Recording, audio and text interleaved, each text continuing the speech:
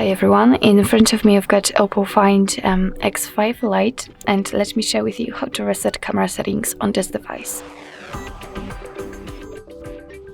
So first of all, let's open the camera app.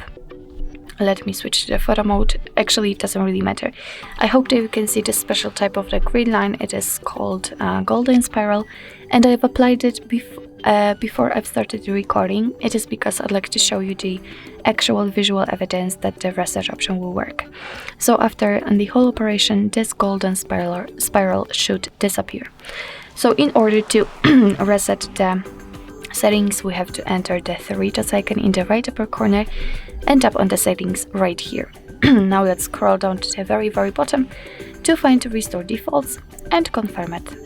And as you can see, actually cannot see because nothing happened here, but after getting back to the camera, you can see that the golden spiral simply disappeared, which means that we just successfully reset camera settings.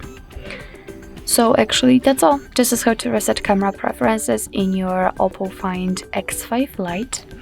Thank you so much for watching. I hope that this video was helpful, and if it was, please hit the subscribe button and leave the thumbs up.